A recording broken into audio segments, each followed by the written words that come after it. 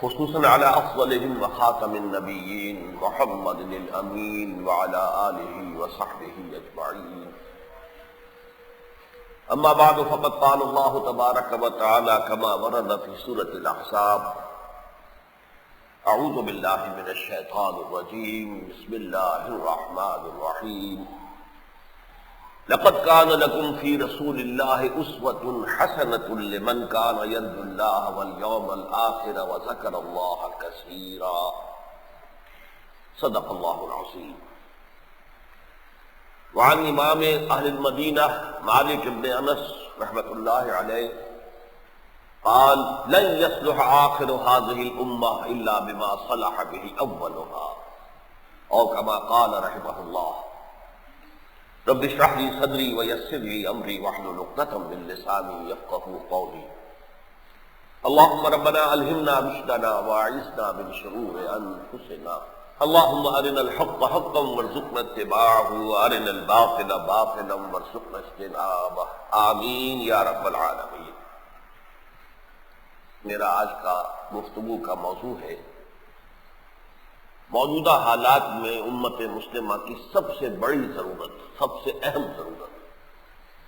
یہ موضوع ایسا ہے کہ ہر صاحب درد شخص اس کے بارے میں سوچتا ضرور ہے، کیا وجہ ہے آج کیوں ذلیل کہ کل تک نہ تھی پسند گستاخی فرشتہ ہماری جناب میں، سبب کیا ہے، اس کا علاج کیا ہے؟ کچھ لوگ سمجھتے ہیں کہ ہم سائنس کے میدان میں پیچھے رہ گئے ہیں، بس یہ سب سے بڑی کمی ہے، اگر یہ کمی پوری ہو جائے تو پھر یہ ہے کہ ہم اقوام عالم کے شانہ بشانہ کھڑے ہو جائیں گے۔ اور وہ خلوص کے ساتھ ایسا سوچتے ہیں کہ اس میں دھوکہ نہیں، فریب نہیں، کوئی بدنیت کی نہیں۔ ہمارے ہاں بہت سے دانشور اور کالم نگار جو ہیں اخبارات کے، جن سے کہ ایک ذہنی فضا بنتی ہے ملک کے اندر، ان کا کہنا ہے ہماری سب سے بڑی ضرورت جمہوریت ہے، جمہوریت آ جائے تو سارے دلندر دور ہو جائیں گے، اور یہ ہے کہ استحکام بھی پیدا ہو جائے گا۔ خاص طور پر ہمارے پڑوسی ملک اور ازلی دشمن بھارت میں ابھی حال میں جو انتخابات ہوئے، اس کے جو نقشہ دنیا کے سامنے آیا ہے، جس نے دنیا کو دنگ کر دیا، اتنی بڑی ایک ریاست جس کے ہاں ووٹروں کی تعداد بھی غالباً 50 کروڑ سے زیادہ ہے، قومیتیں کتنی ہیں، نیشنلٹیز کتنی ہیں، زبانیں کتنی ہیں، لیکن ان کے ہاں الیکشن ہوتے ہیں، کیسے ہوتے ہیں؟ صاف ہوتے ہیں، شفاف ہوتے ہیں۔ پھر یہ کہ جس لیڈر نے یہ ساری محنت کی اور کانگریس کے لیے جو ہے دن رات ایک کیا، اس نے کس آسانی کے ساتھ وزیر اعظم کا جو عہدہ تھا وزارت عظمیٰ کا، اس کو چھوڑ دیا۔ پیش نظر کیا تھا کہ واقعتاً جو دشمن ہے کانگریس کے، وہ اس کو ایکسپلائٹ کریں گے کہ یہ تو اصل میں تو ہندوستانی نہیں ہے، پیدائشی طور پر اٹیلین ہے، لہذا یہ کیسے ہمارے ہاں جو ہے حکمران ہو سکتی ہے۔ پھر یہ کہ کرسچن ہے، اس اعتبار سے سوچا جائے تو پھر ان کے لیے مشکل تھا یہ کہ اگلی حکومت کو وہ چلا سکے۔ ہمارے ہاں بہت سے کالم نگاروں نے بھارت زندہ باد کا نعرہ لگایا، یہ ایک کالم کا عنوان تھا باقاعدہ، اور ایک ایسے شخص کے کالم کا کہ جس کا کم سے کم جو پس منظر ہے وہ بڑا دینی ہے، بہت مذہبی قسم کا ہے، اس نے یہ نعرہ لگایا۔ تو مختلف لوگ جو ہے سوچتے ہیں کہ ہماری اصل میں کمی کیا ہے اور کس چیز کو اگر ہم پورا کر لیں تو ہمارا مسئلہ حل ہو جائے گا۔ اس ضمن میں جو میرا مطالعہ ہے، اور یہ کوئی آج کا نہیں ہے، میری ایک سوچ ہے، میرا انالیسس ہے، میرا ایک تجزیہ ہے، تشخیص ہے کہ اصل میں کیا ہمارا مرض ہے، کیا بیماری ہے، پھر تجویز بھی ہے۔ پیشے کے اعتبار سے، تعلیم کے اعتبار سے میں ڈاکٹر تھا، ڈاکٹر کو یہی دو کام کرنے ہوتے ہیں، مریض کی تشخیص اور پھر تجویز، دوا کیا دینی ہے۔ تو اس اعتبار سے میں نے، جبکہ امت مسلمہ کے یہ جو حالات ہیں، ایک بڑا دیرینہ مریض ہے، یہ مزمن جو ہے مرض ہے ہمارا، یہ کوئی 2-4 برس کی بات نہیں ہے، صدیوں کی بات ہے کہ ہم زوال سے 2-4 ہیں۔ تو اس کا سبب کیا ہے؟ اور اس وقت جو ہمارا حال یہ ہے کہ برف گرتی ہے تو بیچارے مسلمانوں پر، اور رحمتیں ہیں تیری اغیار کے کاشانوں پر، تو اس کا سبب کیا ہے؟ آپ کو صرف یاد دلا رہا ہوں، بارہا میں نے یہ بات کہی ہے کہ اصل سبب کیا ہے۔ بحیثیت امت مسلمہ ہمارا کام تھا اللہ کے دین کی اپنے قول اور عمل سے گواہی دینا نوع انسانی کے سامنے۔ ہمیں امت اس لیے بنایا گیا۔ وَكَذَلِكَ جَعَلْنَاكُمْ أُمَّةً وَسَطًا لِتَكُونُوا شُهَدَاءَ عَلَى النَّاسِ وَيَكُونَ الرَّسُولُ عَلَيْكُمْ شَهِيدًا۔ لیکن آج ہم دنیا میں کسی ایک ملک کو بھی دنیا کے سامنے پیش نہیں کر سکتے کہ آؤ اور دیکھ لو یہ ہے اسلام، عملاً یہاں پر اسلام موجود ہے۔ یہ کوتاہی ہے جس کی وجہ سے ہم عذاب خداوندی میں مبتلا ہیں۔ دیکھیے ایک ظلم ہے جو بش کر رہا ہے، ہمیں نظر آ رہا ہے بش اور بش کا ہاتھ، پیچھے اللہ کا ہاتھ ہے، اللہ عذاب دے رہا ہے۔ اللہ کی طرف سے اجازت نہ ہو تو بش کا ہاتھ جو ہے ہل نہیں سکتا، بش کیا بش کا باپ خود نہیں کر سکتا۔ یہ کیوں ہو رہا ہے؟ یہ اس لیے ہو رہا ہے کہ اللہ تعالیٰ کا حساب ہے کہ ہمیں جس لیے برپا کیا گیا، جس لیے امت مسلمہ بنایا گیا، ہم محمد رسول اللہ کے امانت کے امین ہیں۔ وہ امانت ہے قرآن مجید جو اللہ تعالیٰ نے عطا فرمایا، اور وہ دین حق جو دے کر اللہ نے محمد کو بھیجا صلی اللہ علیہ وسلم، اور جسے حضور نے غالب کر کے دکھایا جزیرہ نماء عرب میں۔ دنیا اب بھی سوچتی ہے اور یاد کرتی ہے کہ وہ کیا تھا، کیسا نظام تھا، پوری دنیا مانتی ہے، تسلیم کرتی ہے۔ اس اعتبار سے جب آج ہم اس سے قاصر ہو گئے، جب سے ہم نے وہ بات چھوڑی ہے، ہم اللہ کے عذاب ہیں۔ یہ عذاب اللہ کا ہے۔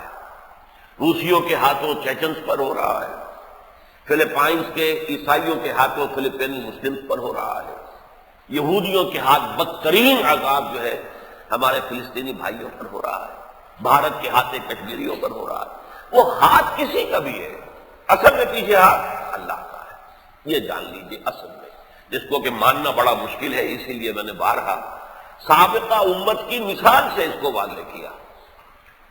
تو یہ اصل میں براہ راست مسلمانوں سے کہیں تو وہ میرا سر پھوڑنے کو تیار ہو جائے، لیکن جب میں انہیں بتاؤں کہ دیکھو بھائی تم سے پہلے بھی ایک امت مسلمہ تھی کہ نہیں، وہ موسیٰ کے امتی تھے، ہم محمد کے امتی ہیں صلی اللہ علیہ وسلم۔ موسیٰ کوئی معمولی نبی نہیں تھے، قرآن مجید کا 1/13 حصہ حضرت موسیٰ کے حالات پر مشتمل ہے۔ سوچ سکتے ہیں 6,500 آیات میں سے 550 آیات قرآن کی حضرت موسیٰ کے حالات میں۔ بہت عظیم اللہ کے پیغمبر تھے، اس میں کوئی شک نہیں، کلیم اللہ، جن سے اللہ نے اس زمین پہ کھڑے ہوئے پہاڑ کی چوٹی پر کلام کیا۔ وَكَلَّمَ اللَّهُ مُوسَىٰ تَكْلِيمًا، موسیٰ سے تو اللہ نے کلام کیا جیسے کیا جاتا ہے، اور ایک دفعہ نہیں کیا، بار بار کیا۔ اس اعتبار سے ان کی ایک امت تھی۔ تورات اللہ کی کتاب ہے، اِنَّا أَنزَلْنَا التَّوْرَاةَ فِيهَا هُدًى وَنُورٌ، ہم نے نازل کی تھی تورات۔ یہ امت وہ ہے جس میں 4 جگہ قرآن میں آیا ہے کہ ہم نے اسے تمام جہان والوں پر فضیلت دی۔ امت مسلمہ کے بارے میں یہ الفاظ نہیں آئے ہیں قرآن میں، یہ نوٹ کر لیجیے گا۔ خیر و امت کہا ہے ایک جگہ، اور امت الوسطن کہا ہے، درمیانی امت اور بہترین امت۔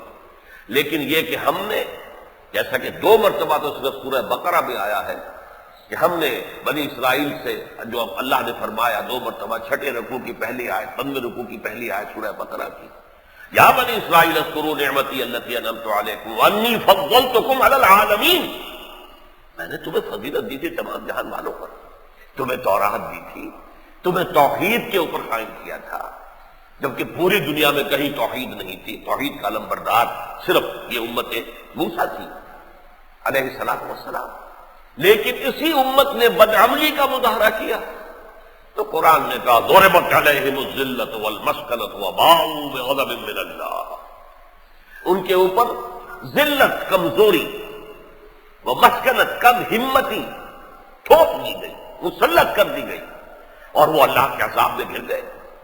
یعنی 2 طرح کا عذاب آیا، ایک کمزوری اور کم ہمتی، اور ایک پٹائی، اشوریوں کے ہاتھوں پٹائی ہو رہی ہے، بابل کا بادشاہ نبوکدنضر کے ہاتھوں زبردست پٹائی ہوئی ہے، پھر یونانیوں کے ہاتھوں پٹائی ہوئی ہے، Alexander the great and Seleucus جو اس کا سالار تھا، پھر رومنوں کے ہاتھوں پٹائی ہوئی ہے، ابھی پچھلی صدی میں جرمنوں کے ہاتھوں پٹائی، 60 لاکھ یہودی اس نے ختم کیے۔ یہ پٹائی کیوں ہوتی ہے؟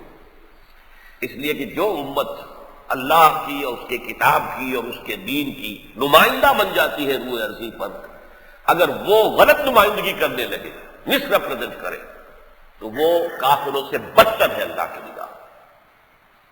یہ بات میں نے واضح کی ہے، بہت دفعہ کی ہے، یہاں بیان کی ہے، کتاب میں لکھی ہے، 16 برس پہلے 15 برس پہلے کتاب چھپ چکی تھی، سابقہ اور موجودہ مسلمان امتوں کا ماضی حال اور مستقبل، اس سے پہلے تو کوئی سابقہ امت مسلمہ کا نام ہی نہیں جانتا تھا کہ سابقہ امت مسلمہ بھی کوئی تھی۔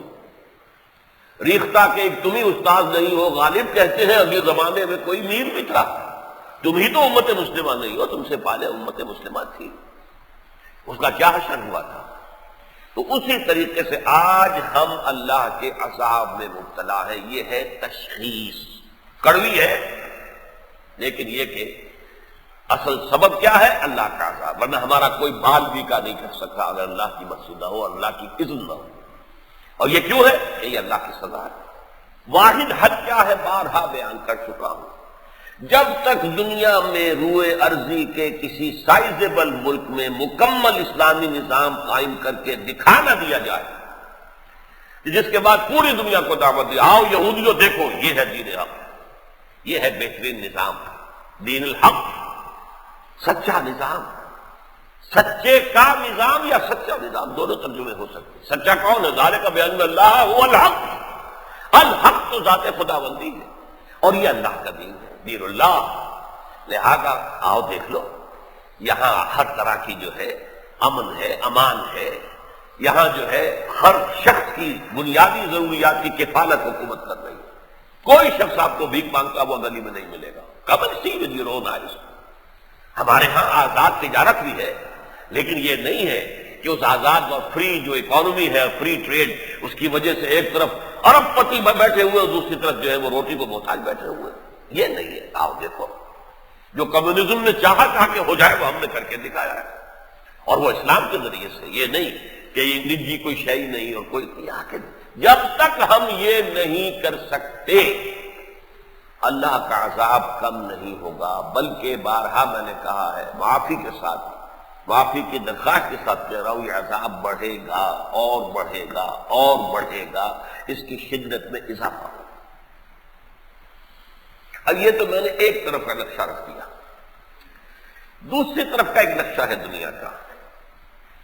پورا عالم مغرب دنیاوی اعتبار سے بہت بلندی پر ہونے کے باوجود ٹیکنالوجی کے اعتبار سے آسمان کو چھو رہا ہے امریکہ، لیکن ان پر خوف مسلط ہے۔ یہ بھی عذاب الہی کی ایک شکل ہے، کبھی ریڈ الرٹ ہے، کبھی اورنج الرٹ ہے، خوف۔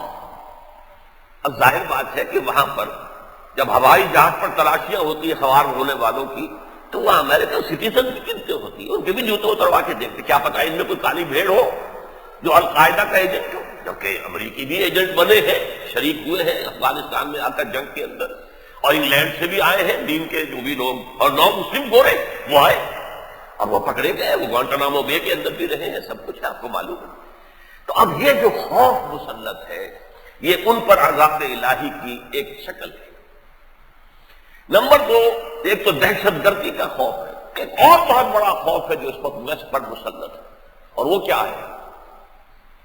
کہیں جو کہ ابلیس کی زبان سے اقبال نے کہلوایا تھا ابلیس کی مجلس شورا میں، ہو نہ جائے آشکارا شرع پیغمبر کہیں، اگر کہیں نظام محمدی دنیا میں ظاہر ہو گیا علی صاحب الصلاۃ والسلام تو ہمارا نظام پگھل جائے گا۔ جیسے روایات میں آتا ہے حضرت مسیح علیہ السلام کی نگاہیں جہاں تک پہنچے گی یہودی پگھلتے چلے جائیں، دجال پگھلنا شروع ہو جائے، اس لیے کہ اگر حق کا نظام آ جائے تو پھر باطل کیسے ٹھہرے گا؟ جہاں الحق و زہق الباطل، وہ تو جب تک حق کا نظام ہے نہیں تو باطل کے لیے چھوٹ ہے۔ وہ جو ہے لمن الملک اليوم والا جو ہے وہ نعرہ لگا رہا ہے، آج کا اختیار کس کے پاس؟ ہماری تہذیب، ہمارا نظام، ہمارا فلاں، ہماری وہ، ہم اس کو ختم نہیں ہونے دیں گے۔ تو خوف اور دہشت ہے کہ ہو نہ جائے آشکارا شرع پیغمبر کہیں۔ اور آپ کو اندازہ شاید پورا نہیں ہے، جس قدر اندازہ انہیں ہے، یہ جو 60 سال پہلے تقریباً نظم کہی ہے علامہ اقبال نے، اصل حاضر کے تقاضاؤں سے ہے، لیکن یہ خوف ہو نہ جائے آشکارا شرع پیغمبر کرے، یہ اصل حاضر کے تقاضے ان کے سامنے ہیں۔ ویسٹرن کیپٹلزم کے مقابلے میں کمیونزم آیا، اس کی قبر بن گئی، اور بغلیں بجائیں ویسٹ نے کہ ثابت ہو گیا ہم ہی ہم ہیں، ہمارا ہی نظام ہے، کوئی مقابلے میں نہیں آ سکتا۔ پوری کتاب لکھ دی فوکویاما نے، اینڈ آف ہسٹری، ہم تاریخ کے آخری کنارے پر پہنچ گئے ہیں کہ جو نظام اب تک چلے آ رہے تھے اور ان کے آپس میں ٹکراؤ ہوتا تھا، ٹکراؤ ختم، اب ہمارا ہی نظام ہوگا بس۔ لیکن انہیں محسوس ہو رہا ہے کہ نہیں، ایک تھریٹ ہے۔ اور ابھی تو خیر ٹھیک ہے، افغانستان کا معاملہ ہوا، عراق کا ہوا، وغیرہ وغیرہ، 9/11 ہوا امریکہ میں، اس سے بہت پہلے نیٹو کی جب ہو رہی تھی تنظیم 9، تو پوچھا گیا تھا اس کے کمانڈر ان چیف سے کہ آپ کا جو دشمن تھا USSR، وہ تو ختم ہو گیا، زمین پہ پڑا ہے، آپ کے تلوے چاٹ رہا ہے، آپ سے مدد مانگ رہا ہے، تو اب یہ نیٹو کو اثر نو آرگنائز کرنا، بلکہ اسے اور ایکسٹینڈ کرنا کس لیے؟ تو اس نے کہا تھا کہ ہمیں مسلم فنڈامنٹلزم کا خطرہ ہے۔ میں حیران ہوا تھا، کہاں ہے مسلم فنڈامنٹلزم؟ نظر تو کہیں بھی نہیں آ رہا۔ اس بات کو نوٹ کیجیے، آج جو بات خاص نقطہ میں ہمیں نظر نہیں آ رہا، انہیں نظر آ رہا۔ وہ جو اقبال نے اسی نظم میں کہلوایا تھا کہ ہے اگر کوئی خطر مجھ کو تو اس امت سے ہے، جس کی خاکستر میں ہے اب تک شرار ہار سو۔ آپ کو معلوم ہے ان کے پاس ایسے سیٹلائٹس ہیں کہ جو زمین کی تہوں تک دیکھ لیتے ہیں وہاں کیا رکھا ہے۔ آپ کو شاید معلوم نہ ہو، جو شداد کی جنت مشہور تھی، یہ شداد کون تھا؟ قوم عاد کا بہت بڑا بادشاہ تھا، اور یہ جنوب الخالی کہلاتا ہے عرب کا بدترین صحرا ہے، جہاں کوئی چیز ٹک ہی نہیں سکتی۔ ایک تو صحرا وہ ہوتا ہے جس کے اوپر پاؤں جمتے ہوئے، ایک یہ ہے کہ اس پہ کوئی شے جائے گی فوراً ڈھک کے گئی نیچے گئی۔ وہ وہاں پر ایک زبردست تہذیب تھی قوم عاد، بہت سرسبز و شاداب علاقہ تھا، اس نے جنت بنائی تھی، ارم ذات العماد، 30 اس نے بڑے بڑے ستون بنائے تھے، بڑے اونچے اونچے ستون فصیلوں کے اوپر۔ آج کے سیٹلائٹس نے دیکھ لیا ہے کہ صحرا کی گہرائی میں وہ شہر اب بھی موجود ہے، زمین سے اوپر آپ کچھ نہیں دیکھ سکتے۔ تو ان کی نگاہیں دیکھ رہی ہیں کہ یہ اگرچہ اوپر سے راہ آ گئی ہے اس امت مسلمہ کے اوپر، کہیں آگ نظر نہیں آ رہی، لیکن اس کی خاکستر میں ہے اب تک شرار عارضی۔ اس کے اوپر جو ہے انگارے کے اوپر راکھ آ گئی، یہ نظر نہیں آ رہا، آپ نے غلطی سے اٹھا لیا، لیکن جو پھر اس کا نتیجہ نکلے گا وہ آپ کو معلوم ہے، اندر تو آ گیا، جہت نہیں، یہ تو خاکستر اوپر ہے، خاک آ گئی، وہ دیکھ رہے ہیں کہ ہے، اور اسی کا خوف ہے۔ اچھا یہ خوف کیوں ہے یہ بھی سمجھ لیجیے۔ عصر حاضر کے تقاضے، اقبال کی یہ نظم جو ہے ان کی آخری زندگی کے آخری نظموں میں سے، ان کی زندگی میں تو چھپی بھی نہیں تھی، اس لیے کہ یہ ارمغان حجاز میں شامل ہے، ابلیس کی مجلس شورا، جو کہ علامہ کے انتقال کے بعد شائع ہوئی۔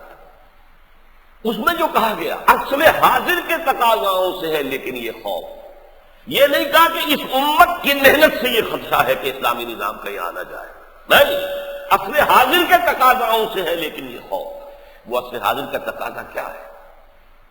نو انسانی کا قافلہ ٹھوکرے کھاتا ہوا اس جگہ آ گیا ہے کہ اس کے لیے کوئی راستہ نہیں ہے سوائے اسلام کا۔ پہلے بادشاہت تھی، اس کے نیچے لارڈز اور بیرنز اور 30,000 منصبدار اور 20,000 منصبدار جاگیردار تھے، یہ نظام پوری دنیا میں تھا۔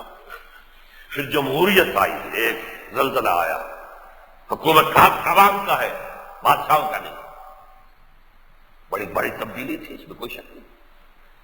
پھر کیپٹلزم کی شکل اختیار کر گیا وہ نظام، تو اس کے خلاف ایک زلزلہ آیا، کمیونزم کا، اس نے ہلا کر رکھ دیا پوری دنیا میں۔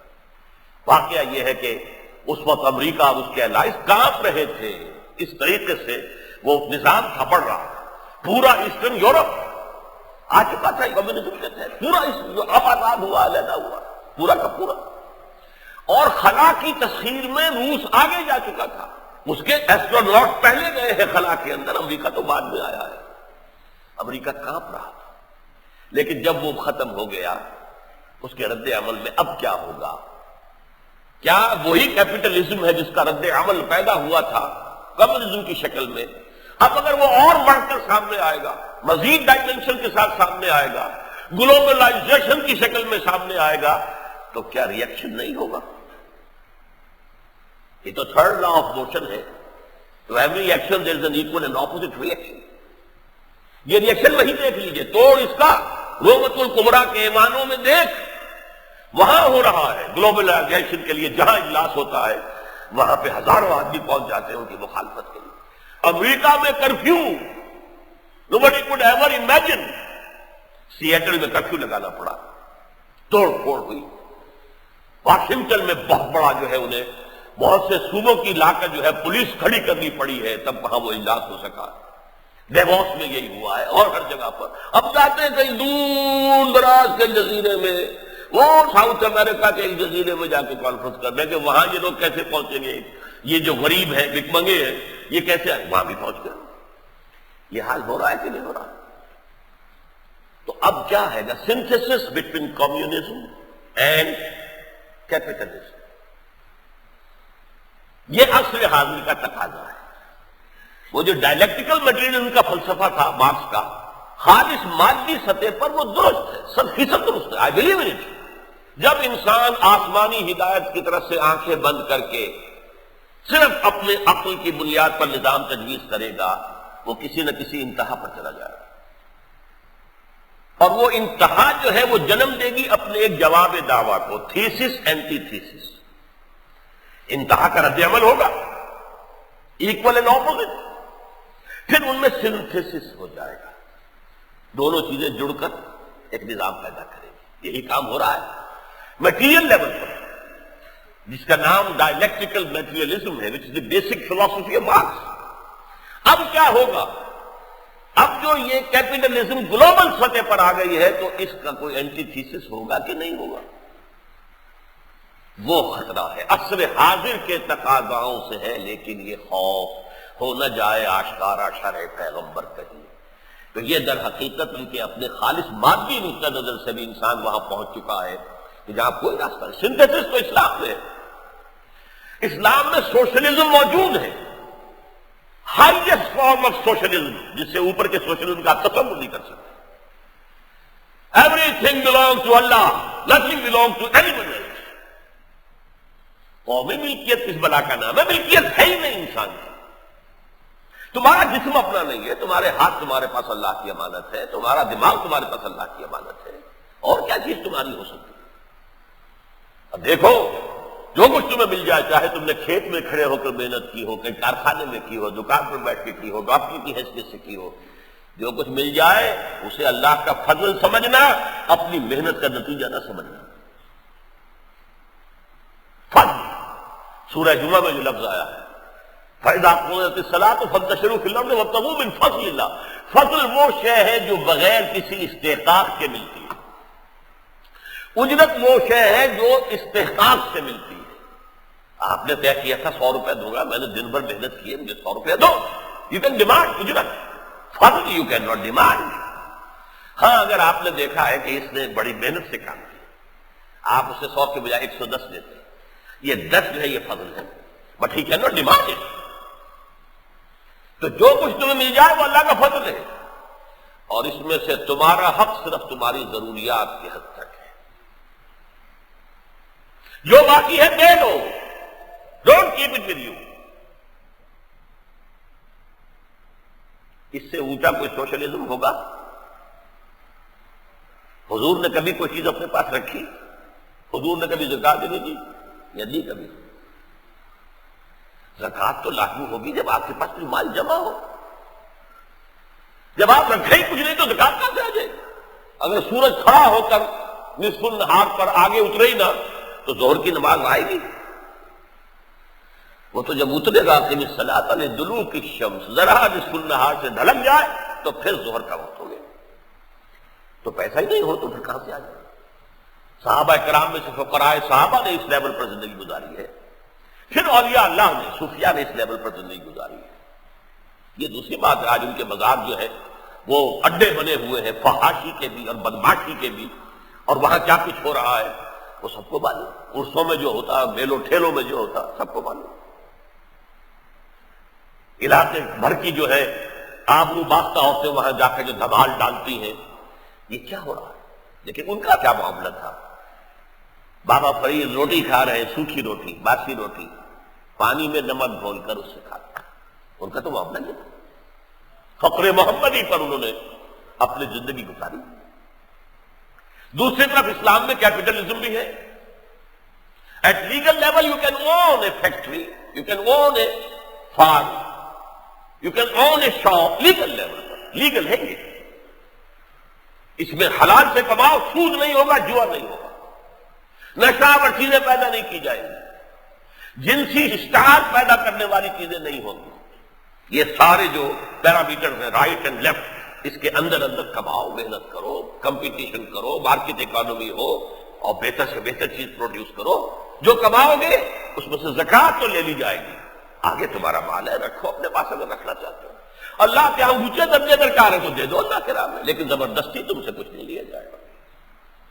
یہ ہے synthesis between communism and capitalism. یہ ہونا ہے، یہ تقدیر ہے اس دنیا کی، ہو کر رہے گی، تقدیر مبرم ہے، ہو کر رہے گی.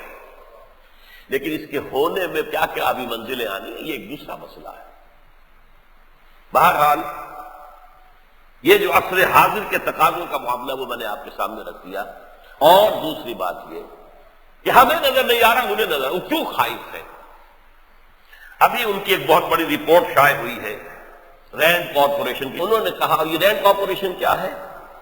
جو امریکہ میں تھنک ٹینکس کہلاتے ہیں، ذہین ترین، اعلیٰ ترین صلاحیتیں رکھنے والے ذہنی، ان کو جمع کرتے ہیں، انہیں ایشو دیتے ہیں کوئی، پھر ان کی جو سفارشات ہیں اس پر عمل کرتے ہیں.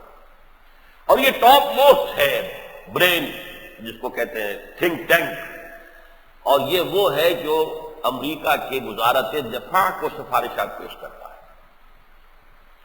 اس نے انالائز کیا ہے کہ مسلمان سب ایک جیسے نہیں ہیں. مسلمان چار طبقات میں ہیں. ایک فنڈامنٹلسٹ ہیں جو اسلام کو ایک نظام زندگی سمجھتے ہیں، صرف مذہب نہیں، صرف عقیدہ اور عبادات کا مجموعہ نہیں، نظام. یہ ہمارے دشمن نمبر ایک، کیونکہ they are a threat to our system, ہماری تہذیب کے لیے. نمبر دو ہے ٹریڈیشنلسٹ، روایتی علماء، ان کے مدرسے، وہ قال اللہ قال رسول میں مگن ہے، فی نفس ہی تو وہ ہمارے لیے خطرہ نہیں ہے. ان کا تصور جو ہے وہ نظام کا نہیں ہے، لیکن اگر کہیں وہ فنڈامنٹلی سے مل جائے تو بہت بڑا خطرہ ہو جائے، کیونکہ ان کی ریچ ہے عوام تک. مسجدیں ہیں، ہر ہفتے ایک جلسہ ہو رہا ہے. آپ چھوٹا سا جتنے لوگ یہاں جمع ہیں، اس کے لیے بھی کوئی آپ جلسہ کرنا چاہیں، ہزار روپیہ جو ہے آپ پبلسٹی پہ خرچ کریں، کتنا انتظام کرنا پڑے گا، تب کہیں جا کر اتنے لوگ جمع ہوں. اور یہاں چلے آ رہے ہیں، کچے دھاگے سے بندھے آ رہے ہیں، سرکار میری آ رہے ہیں، نہا دھو کر کپڑے بدل کر آ رہے ہیں. تو یہ تو انہیں ریڈی میڈ اجتماعات ملتے ہیں. اگر وہ کہیں فنڈامنٹلسٹ کے ساتھ مل جائیں تو تباہی ہے. نمبر تین یہاں ماڈرنسٹ ہیں، جو اسلام کی ایسی تعبیر کرنا چاہتے ہیں کہ جو مغرب کے لیے ایکسیپٹیبل ہو، ہم آہنگ ہو جائیں. بڑے بڑے آج کل اسکالرس موجود ہیں جو اسلام کے نام پر اسلام کو ڈی اسلامائز کرنے کی صلاحیت رکھتے ہیں. کہا انہوں نے کہ یہ ہے ہمارا اصل ایسٹ، انہیں لاؤ، ٹی وی پر لاؤ، ریڈیو پر لاؤ، ان کو سپورٹ کرو، ان کی مدد کرو، انہیں پیسہ دو، یہ ہے ہمارے اصل.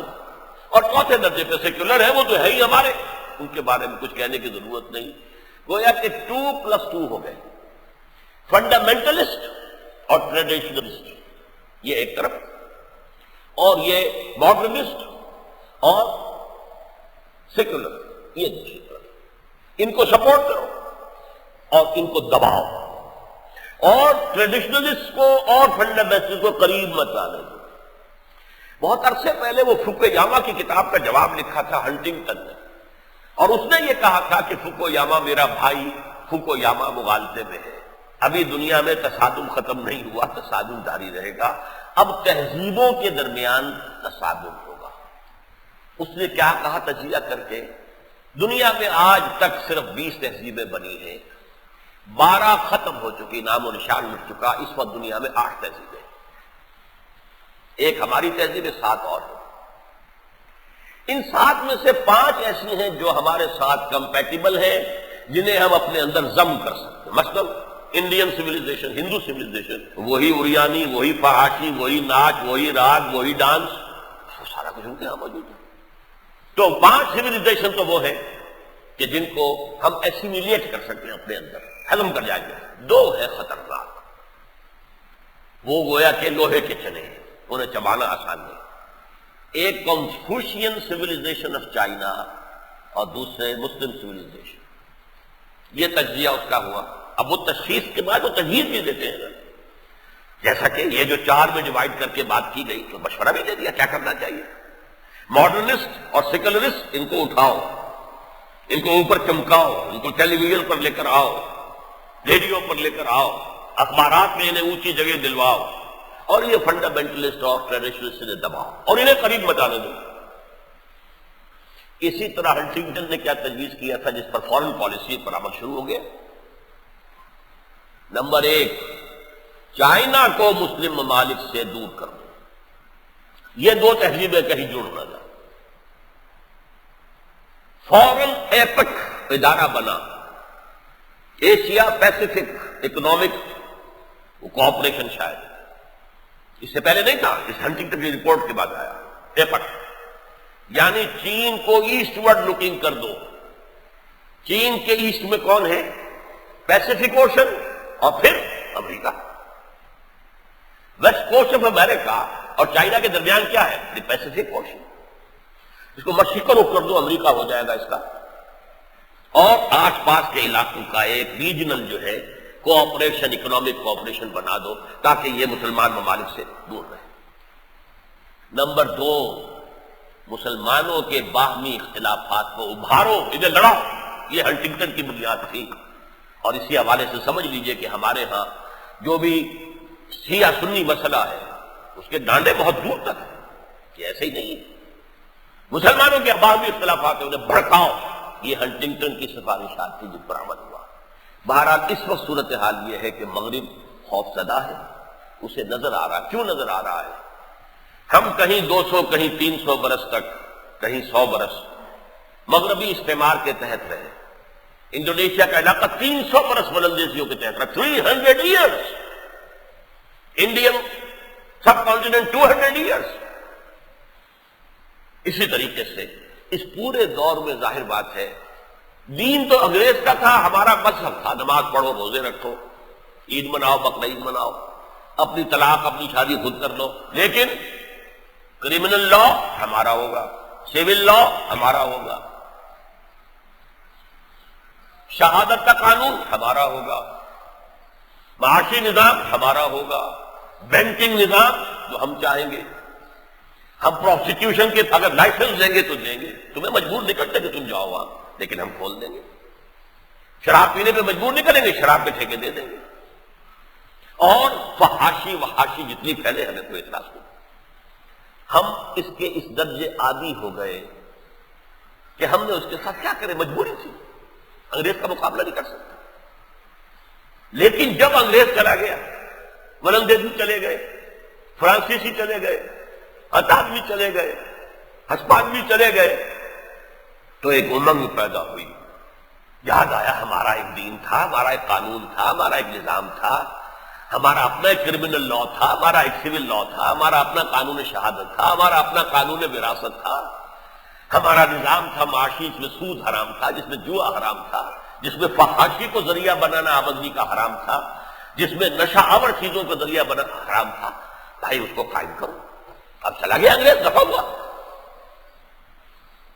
تو وہ اندر جو خواہش ہے وہ موجود ہے، عوام کے اندر ہے، اور یہ خواہش سب سے زیادہ اسٹرانگ انڈین سب کانٹیننٹ میں تھی، جس نے اسی لیے پاکستان بنایا۔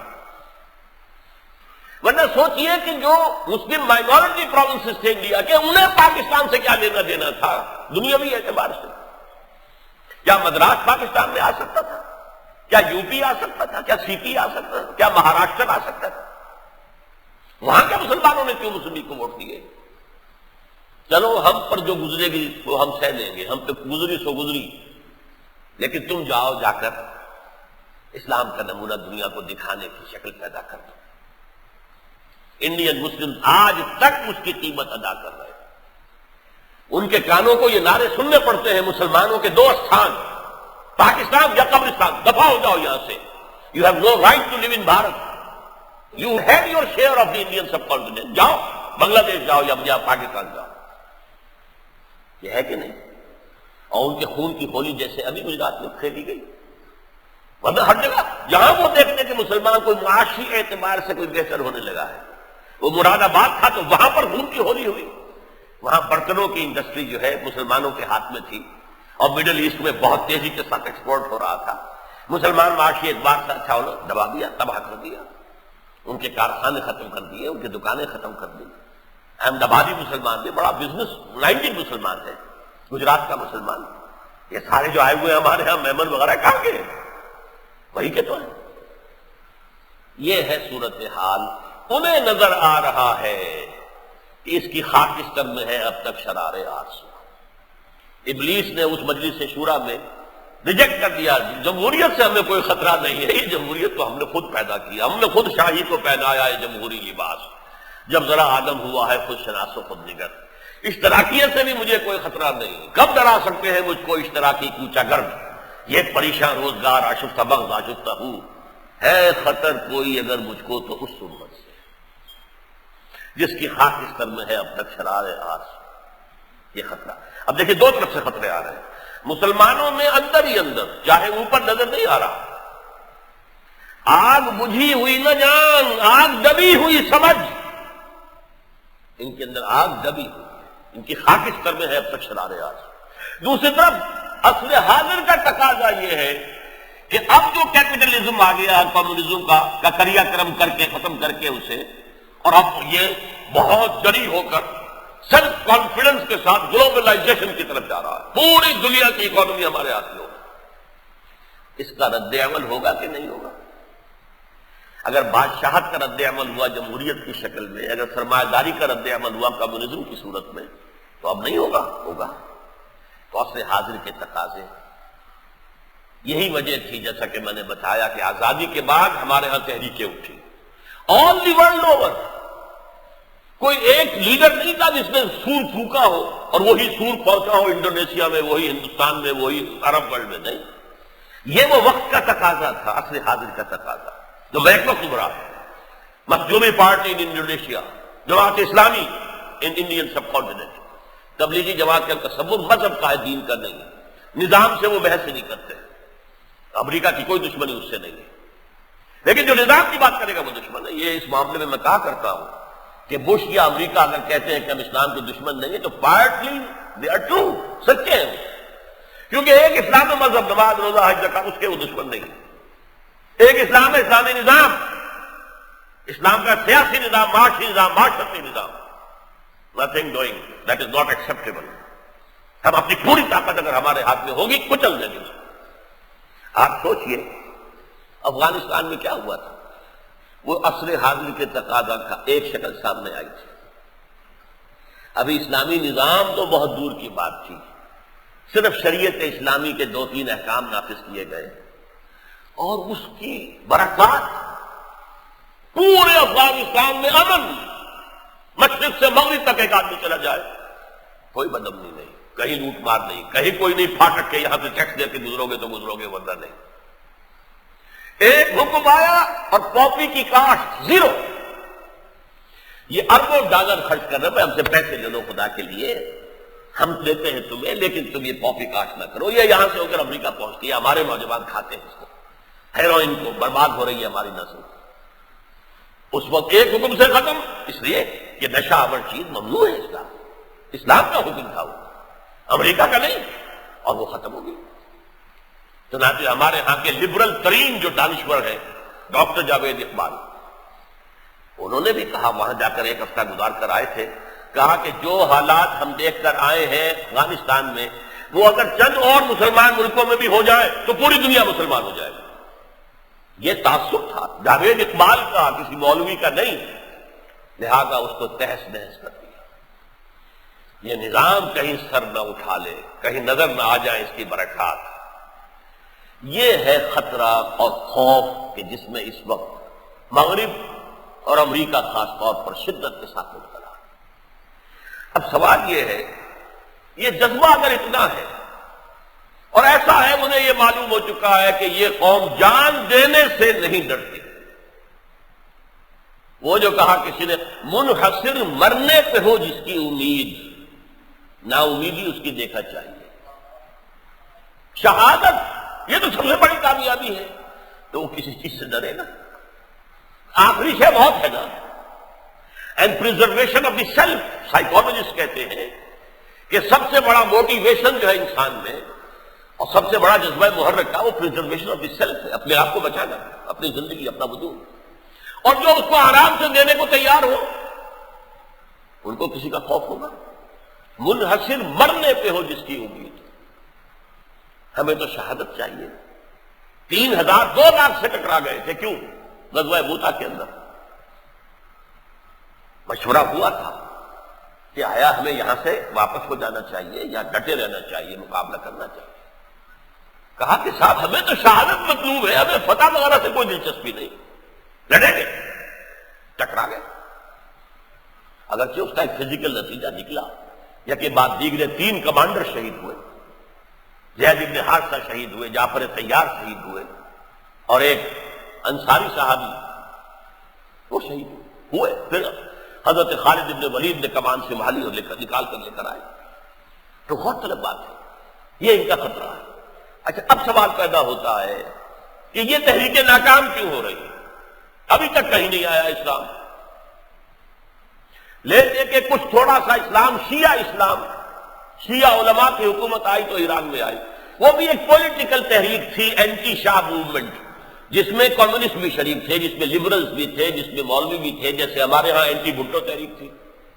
اینٹی بھٹو تحریک کو ہائی جیک کیا آرمی نے، اینٹی شاہ تحریک کو ہائی جیک کر کے لے گئے علماء، تو علماء کی حکومت قائم ہو گئی بس، اور تو کوئی فدائین کا نام و نشان نہیں رہا وہاں۔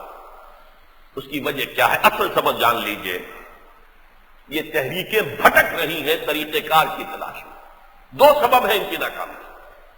آج یہ بیان کر رہا ہوں کہ میتھڈولوجی، محمد کا طریقہ کار صلی اللہ علیہ وسلم، وہ ان کی آنکھوں سے اوجھل ہے، اور وہ زمانے میں چلتے ہوئے چلتے پھرتے جو طریقے ہیں، طور طریقے، ان کو اپنائے ہوئے۔ الیکشن کے ذریعے سے جائیں اسمبلیوں میں اسلام نافذ کریں، ایک خراب دھوکہ، یا الیکشن میں راستہ رک گیا تو دہشت گردی، 2 ہی راستے رہ گئے۔ صرف ایک ملک ہے پورے عالم اسلام میں جہاں الیکشن کے ذریعے سے ایک اسلامی جماعت پہنچ گئی تھی حکومت کے قریب، اور اس کا خاص سبب ہے، جب الجزائر آزاد ہوا ہے تو وہاں پہلے سوشلسٹ حکومت قائم ہوئی ہے۔ اب نہ کوئی زمیندار ہے، نہ لینڈ لارڈ ہے، عام لوگ ہیں، تو وہاں الیکشن کے ذریعے سے بھی حکومت تک پہنچنے کا راستہ کھل گیا۔ ہمارے ہاں تو بیٹھے ہوئے جاگیردار، وہ ڈیرے انگریز کے چاپلوس ہیں، جن کے والدین، جن کے آباء و اجداد، وہ بیٹھے ہوئے، ان کی اولادیں بیٹھی ہوئی ہیں۔ یہ صورتحال ہے، لیکن وہاں کیا ہوا؟ آرمی نے فوراً آ کے قدم لگا دیا اور فل سٹاپ، جو امریکہ سب سے بڑا علمبردار جمہوریت کا بنتا ہے، اس کے حکم کے تحت کیا الجزائر کے فوج نے۔ لیکن بدقسمتی سے اس کے ری ایکشن میں وہ دہشت گردی پر اترا، پولیس چوکی پہ حملہ کر رہے، فوج کی آؤٹ پوسٹ ہے اس پر حملہ کر دیا، مار دیے کچھ۔ یہ 2 راستے سامنے ہیں، دونوں بالکل غلط، کچھ حاصل نہیں۔ غصہ اپنی جگہ ہے، امریکہ کے خلاف غصہ صحیح ہے، سارے عربوں کا غصہ صحیح ہے، خاص طور پہ فلسطینیوں کا غصہ صحیح ہے، افغانوں کا غصہ صحیح ہے، اور جو بھی جتنے ہمارے ہاں جہادی تحریکیں، ان کا غصہ صحیح ہے، غلط نہیں ہے۔ لیکن غصے کے رد عمل میں جو کچھ کریں گے اس سے حاصل کچھ نہیں ہوگا۔ اس لیے میں نے آپ کو حضرت مالک، امام مالک رحمۃ اللہ علیہ، جو امام اہل مدینہ، ہمارے چاروں جو امام فقہ ہیں، امام ابو حنیفہ کا مرکز کوفہ تھا، لیکن امام مالک مدینہ، مسجد نبوی میں درس دیتے تھے، اور حضور کے مقبرے کے ساتھ بیٹھ کر قال صاحب هذا القبر، اس قبر والے نے یہ فرمایا، یہ ایک کیفیت ان کی ہوتی تھی۔ ان کا قول ہے لن يصلح آخر هذه الامه الا بما صلح به اولها۔ پہلی بات تو یہ نوٹ کر لیجئے، احادیث ہیں جو ہم نے بہت آپ کو سنائی ہے پہلے، قیامت سے پہلے یہ دین حق پوری دنیا کے اندر غالب ہوگا، لیکن یہ غالب نہیں ہو سکے گا مگر اسی طریقے پر عمل پیرا ہو کر جس پر پہلا حصہ صحیح ہوا، حضور کا طرز ہے۔ آپ دور حاضر کے کمیونسٹوں کا طریقہ کار ان سے مانگ کر چاہیں کہ اسلام آ جائے، نہیں آئے گا۔ آپ الیکشن کے طریقے سے چاہیں اسلام آ جائے، نہیں آئے گا۔ اب تو وہ آخری بات بھی ہو گئی، اتنی بڑی تعداد میں بھی ایم ایم اے کے لوگ پہنچ گئے، لیکن آج تک دین کے اعتبار سے کیا پیش رفت ہے؟ زیرو۔ لڑے ہیں تو ایل ایف او پہ لڑے، اب لڑ رہے ہیں تو اس نیشنل سیکورٹی کونسل پہ لڑ رہے ہیں، جو بھی کچھ ہو رہا ہے، اسلام کا تو ابھی انہوں نے نام بھی نہیں لیا۔ وہ طریقہ کیا ہے؟ یوں سمجھیے نشان راہ دکھاتے تھے جو ستاروں کو طرف گئے ہیں کسی مرد راہ داں کے لیے، کوئی تو لیڈر ہو جو راستہ دکھائے۔ یہ جو ادھر ادھر بھٹک رہے ہیں، جذبہ ہے، جان دینے سے بڑھ کر جذبہ اور کیا ہوگا؟ لڑکیاں، جوان لڑکیاں، اور اپنے بدن سے بم باندھ کر آئیں اور ٹکرا دیں اپنے آپ کو۔ انہیں معلوم ہے کہ ہمارے چیتڑے اڑ جائیں گے، ہمارا ایک ایک جسم کی بوٹی علیحدہ ہو جائے گی۔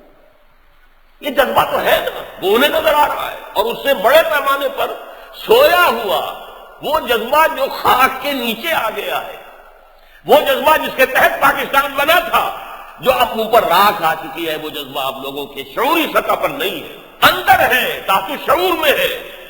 کبھی جیسے پیٹرول کے اندر ذرا سی بھی اگر کہیں کوئی پیاس قریب آ گئے تو بھڑک اٹھے گا، دے نو اٹ۔ یہی وجہ ہے کہ وہ اپنا دشمن نمبر 1 فنڈامنٹلزم کو قرار دے رہے ہیں۔ بہرحال یہ میں نے جو عرض کیا، میرے تجزیے میں امت مسلمہ کی اس وقت سب سے بڑی ضرورت ہے محمد الرسول اللہ کا طریق انقلاب ہے، اس کو پہچانیں، اسے پکڑیں گے تو یقیناً انقلاب آئے گا، اور گمان غالب رئیسی پاکستان اور افغانستان سے آئے گا۔ یہ دونوں مل کر ایک ہوں گے، کم سے کم مشرقی افغانستان ہم سے ملے گا، یا پھر ہمارا پختون ایریا ہم سے کٹ جائے گا۔ دو میں سے ایک بات تو ہونی ہے۔ جو کچھ وانا آپریشن میں ہوا ہے اس سے ہم نے دوسرا راستہ کھول دیا کہ یہ پختون بیلٹ ہم سے باغی ہو کر اور ہم سے کٹ کر افغانستان میں مل جائے۔ ان کی زبان ایک ہے، ان کی تہذیب ایک ہے، ان کے قبیلے ایک ہیں، خونی اور نسلی رشتے ہیں، لہٰذا دو میں سے ایک ہوگی۔ مجھے امید ہے کہ یہ ہوگا کہ افغانستان کم سے کم اس کا مشرقی افغانستان پختون ایریا وہ پاکستان سے ملے گا اور یہاں سے اسلام کا آغاز ہو، لیکن طریقہ کار اصل ہے۔ اگر بھٹکتے رہے الیکشن کے سراب میں کچھ نہیں حاصل۔ اور اسی طریقے سے ہمارے یہ دہشت گرد جنہیں میں کہتا ہوں مس گائیڈڈ میزائلز، یہ میزائلز تو ہیں لیکن مس گائیڈڈ نہیں، رخ ان کا صحیح ہے، جانے وہ دے رہے ہیں، ان کی اپنی نیت کے اعتبار سے اللہ کے ہاں ان کا اجر ہوگا، لیکن نتیجہ دنیا میں نکلے گا۔ لن یصلح آخر هذه الامہ، اس امت کے آخری حصے کی اصلاح ہرگز نہیں ہو سکے گی مگر اسی طور سے الا بما صلح به اولها۔ یہ ویسے تو قول ہے امام مالک کا، لیکن اس کی اصل جو ہے وہ حضرت ابو بکر کے ایک قول میں رضی اللہ تعالی۔ انہوں نے جب اپنے جانشین کے طور پر نامزد کیا حضرت عمر کو رضی اللہ تعالی عنہ، تو ایک خطبہ دیا، اس خطبے میں یہ الفاظ تھے ان هذا الامر لا يصلح آخره الا بما صلح به اوله۔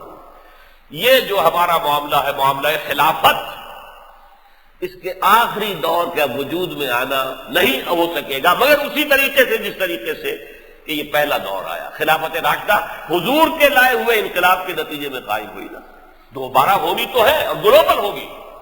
یہ گلوبل کیپٹلسٹک سسٹم نہیں ہوگا، یہ نیو ورلڈ آرڈر نہیں ہوگا۔ عارضی کامیابیاں انہیں حاصل ہوں گی اور عارضی عذاب اللہ کا ہم پر اور سخت ہوگا، بالخصوص عربوں پر۔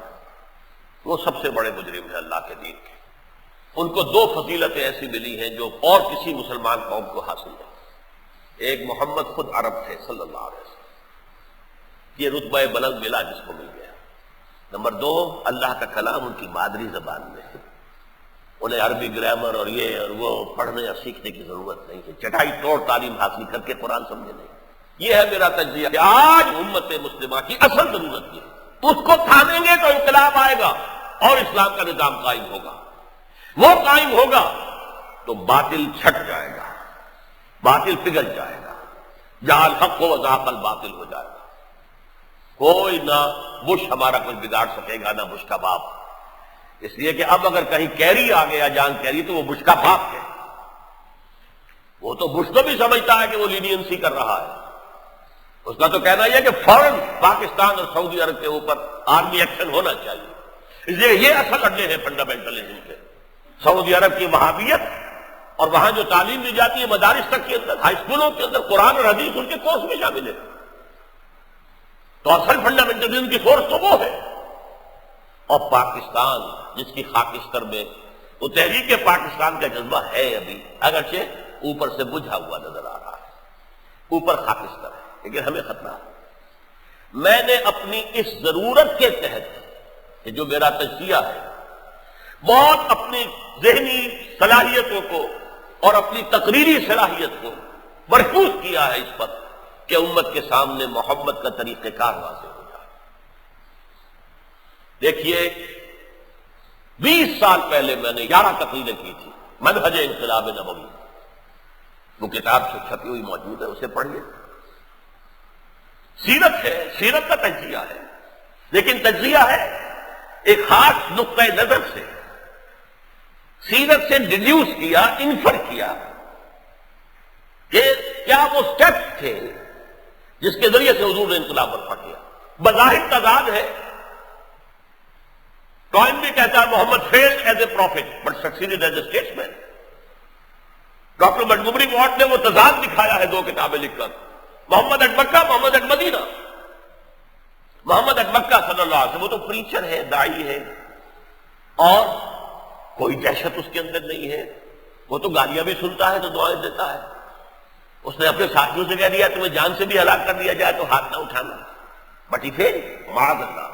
ہجرت کو وہ کہتے ہیں فلائٹ فرام مکہ۔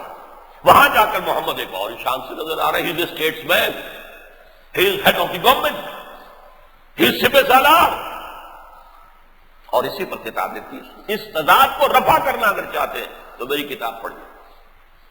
ہماری سیرت کی دوسری کتابوں کے اندر یہ تضادات رفع نہیں ہوتے، بلکہ توڑی مروڑی جاتی ہے سیرت۔ نہیں، ہم نے جنگ نہیں کی، حضور نے کوئی جنگ نہیں کی، حضور پر تو جنگ ٹھوسی گئی۔ بالکل غلط، یہ تو اقدام تھا محمد رسول اللہ کا صلی اللہ علیہ وسلم۔ دین کو غالب کرنا ان پر فرض کیا گیا تھا، هو الذی ارسل رسولہ بالہدی ودین الحق لیظہرہ علی الدین کلہ۔ وہ حق و باطل کے ساتھ کو ایگزسٹنس جو ہے ناممکن تھی۔ اسٹیٹس کو گئے، جا کر بیٹھ گئے مدینہ منورہ میں، بڑی ٹھنڈی ٹھنڈی چھاؤں ہے، مکے میں تو نہیں تھی، یہاں تو نخلستان ہے، چشمے ہیں ابل رہے ہیں، بس یہاں آرام کرو۔ اس لیے گئے تھے محمد وہاں صلی اللہ علیہ وسلم to launch an attack on the center of کفر۔ فقاتلوا ائمۃ الکفر، اے مسلمانوں جنگ کرو ان کفر کے اماموں سے۔ قریش جو ہیں وہ کفر کے امام تھے، جنگ کرو ان سے، اس لیے گئے تھے۔ تو اس تضاد کو رفع کیا الحمدللہ میں نے کہ یہ سٹیپس ہیں مختلف، ہر سٹیپ کے تقاضے کچھ اور ہیں۔ اچھا، پھر میں نے ابھی حال ہی میں ایک تقریر کی ہے، میں اسے اپنی آج تک کی تمام تقریروں کا ماسٹر پیس قرار دیتا ہوں۔ الامرا ہال کھچا کھچ بھرا ہوا تھا، یقیناً بہت سے لوگ چلے گئے ہوں گے جگہ نہ ملنے کے باعث۔ اسٹیج پر تھا، سیڑھیاں پر تھیں، لوگ کھڑے ہوئے تھے، اور ہمارا اجلاس چلا ہے 3 گھنٹے، اور میرے علم کے تک کوئی شخص کھڑا نہیں ہوا، کوئی شخص گیا نہیں۔ رسول انقلاب کا طریقہ انقلاب، اور کوئی اللہ تعالیٰ کی طرف سے ایسی آمد تھی اس میری تقریر میں، مجھے احساس ہی نہیں ہوا۔ 2 گھنٹے 34 منٹ میں بولا ہوں، نہ میری آواز میں کوئی تھکاوٹ کے اثرات تھے۔ I was as fresh as in the very beginning۔ اور یہ اصل میں موضوع وہ ہے، آپ کے علم میں ہوگا کہ ہمارے ہاں 8-10 پروفیسرز ٹاپ کے آئے تھے امریکہ سے، انگلینڈ سے، وغیرہ وغیرہ۔ ان سے میری ایک ڈائیلاگ 3 دن تک رہی ہے، 6 سیشنز۔ اس میں جب میں نے یہ پروسیس بیان کیا ہے، ان کی آنکھیں کھلی کی کھلی رہ گئی۔ ان میں جو سب سے بڑا جو مارکسسٹ ہے، ڈکلیئرڈ مارکسسٹ، لندن کا رہنے والا، پلوٹو پریس کا مالک ہے، بار بار اچکتا تھا، دس از لینن، یہ جو آپ کہہ رہے ہیں تو لینن نے کہا ہوا۔ میں نے کہا بھائی میں نے کبھی لینن کو نہیں پڑھا ایک لفظ بھی، نہ میں نے لینن کو پڑھا نہ مارکس کو پڑھا۔ میں جو کچھ کہہ رہا ہوں کہ میں نے سنت سے، حضور کی سیرت سے اخذ کیا۔ بار بار وہ ایکسائٹڈ ہو کر بولتا تھا بالکل یہی بات ہے، بالکل یہی بات ہے۔ اصل ضرورت یہ ہے کہ طریقہ کار صحیح سامنے آ جائے، اور طریقہ کار صحیح وہی ہوگا جو محمد رسول اللہ صلی اللہ علیہ وسلم کی سیرت سے اخذ کیا جائے۔ ہاں جہاں حالات کی تبدیلی سے واضح کر کے کہ یہ تبدیلی آئی ہے، کسی اجتہاد کی ضرورت ہو، وہاں اجتہاد جو بھی اس میں ہے۔ بارک اللہ لی ولکم فی القرآن العظیم ونفعنی وإیاکم بالآیات